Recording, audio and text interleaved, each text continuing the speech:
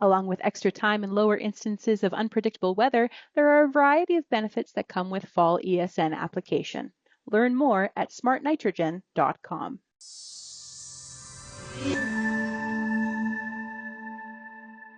Of course, it's fall time. There's lots happening in the fertilizer market as some farmers look to purchase for the upcoming season or get some fall work done. We've got some major hurricane activity that is ravaging parts of the United States. It is really, really tragic. And here to break down some of the impacts of Hurricane Milton on the fertilizer market is Josh Linville of StoneX. Josh, how are we doing? We're doing all right. It's like we said, it was a very, very busy week this week watching this hurricane come in and now trying to figure out the aftermath of it. Man, some of the videos and photos, like the roof being ripped off Tropicana Field. I just saw that. Serious stuff. A lot of lives in real danger, especially in that Tampa area. How does this hurricane, the path that it's on? Of course, we had Hurricane Helene, last week and the week before. How does this activity impact some of the logistics of the North American fertilizer market? So when we look at Helene, that was obviously horribly tragic for that area where it reached landfall, the Carolinas, places like that. When we looked at it from a Florida perspective, it was more of a glancing blow. Tampa, yeah, it saw some effects of it. Yes, it saw some surge and things like that, some damage, but that was just the side of that storm as it pushed up north. This hurricane was incredibly unique because it took a straight west to east path directly into Tampa. And this was the worst case scenario. I remember reading an article earlier this week where he talked to a meteorologist and years ago and asked, what's the worst case scenario for Tampa? And it was literally this to a T. Mhm. So this direct impact with all of the phosphate production that resides just outside of Tampa, this could have been the worst case scenario for North America phosphate production. I was talking to a Saskatchewan farmer yesterday who said already his retailer was calling him to say, "Hey, I got concerns about your ability to get boss. Are we getting ahead of ourselves, or no, that's legit real?" I think it depends on how you view the story. We have already seen a phosphate market that's been incredibly high priced. You ask any farmer out there, they will tell you, yeah, phosphate is very high price this year. And the retailer has been feeling that, and the farmer economics have been tough. So everything has just slowed way down all this year, and everybody's been taking a much more conservative approach to it. That means less tons that are kind of in place, ready to roll. Now all of a sudden we have these issues like these hurricanes coming through that's reducing supply, reducing production, and doing it just before the start of fall application season. It just made a bad situation worse. What should we be watching out for in the days ahead as the hurricane passes and we try to see what some of the damage is and hopefully people saving people and all the things that go with that as people have tried to protect themselves and get out of town. What do we need to be watching out for from a fertilizer perspective between now and that? From the fertilizer perspective, we need to be honestly, I think it's more of the infrastructure of the area and the humanitarian side of it. Yeah. These facilities, when they were built, they employed very good engineers who obviously aren't dumb. They realized they were building something in the state of Florida, which has these major storms that come across. So it is not uncommon for them to kind of build these facilities to withstand those storms. So from that perspective, we're not expecting major impacts to the actual facilities themselves. Yeah, there's probably some damage, maybe some water damage here and there, but for the most part, it probably rode out the storm very, very well. But that's the part they can control. What I'm more concerned with, how long is water out? How long is electricity out? And much more importantly, the workers of those facilities, should they be more caring about their family and their friends Yeah. or going back to work? And so that's really what it comes down to is how long will the cleanup and a return to normalcy be? Because that's going to dictate when those workers can get back to work and start producing again. So you may have a facility that's perfectly fine, but if your workers are busy for 2 weeks trying to get everything, try and dig themselves out, you've lost 2 weeks. How much of the supply is coming through this region?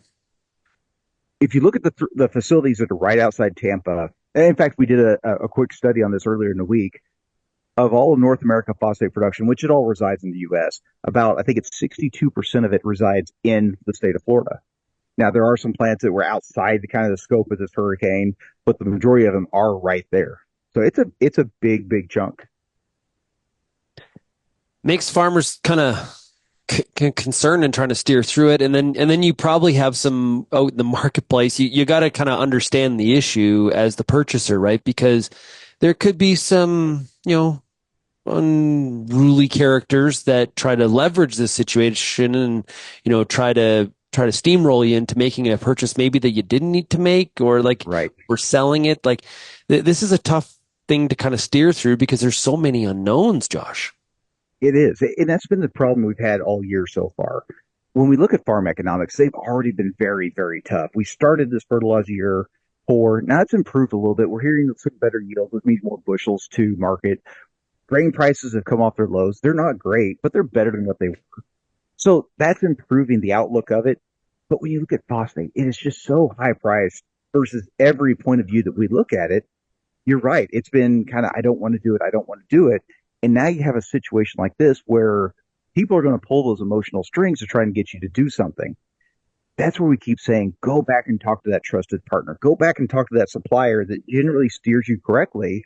They're going to be able to tell you, hey, man, I got you covered. I got everything in place. I was expecting it all to be here. We've been buying. We're ready to go. Or, yeah, we've been a little behind the eight ball. We were conservative ourselves. So we need to have a talk about what you need so we can try and get ahead of it as best we can. Why is outside of the hurricane? What's the issue with phos? Why is phos so high priced? It's a global issue. And this is something we've been talking about for several months now. Historically speaking, China is the largest provider of DAP map to the world. And for the last several years, we've seen them taking much more nationalism, protective point of view, and that means lower exports. So one of your biggest exporters is scaling back, and that's reducing global supplies. At the same point, India is the world's biggest buyer, not the biggest consumer, but the biggest buyer. Their stockpiles got dangerously low this summer, and the government had to increase their subsidy rate to allow the importers to start working. And now your biggest buyer is using government money to rebuild stockpiles. So your supply has been way down, your demand has been way up, and that just creates an incredibly supportive situation with phosphate that's allowed prices to stay where they're at. Well, I got you, Josh. What's going on in the nitrogen market? That's been up as well. Again, it goes back to a supply situation. We saw prices starting to spike late or early last week, and it really gelled around the Iranian attack on Israel. And everybody kind of tied it to that situation, said, prices are up because of Iran, Israel. And our pushback was that was the catalyst. That was the trigger that allowed prices to go up, but it wasn't the cause of it. We've been dealing with, again, China, typically exporting 5.5 million ton per year. Through August, 245,000 ton with no real look that they're going to return here in Q4. EU region production is still 75% of normal. They're producing 15 million ton a year. That's a 3.5 million ton shortfall. Brazil remains offline. Egypt has been having some hiccups that should be behind them now. But it equates to millions upon millions of tons that are missing from the S&D. And so the market without demand hasn't really done anything. But then all of a sudden, the Iran-Israel situation was kind of the trigger where everybody said, yeah, we've been saying prices need to be up. Everybody's kind of on the same side. And prices went from that point on. So again, the trigger, but not the root cause. So values are up, and it's also starting to affect UA, and it's also starting to affect anhydrous.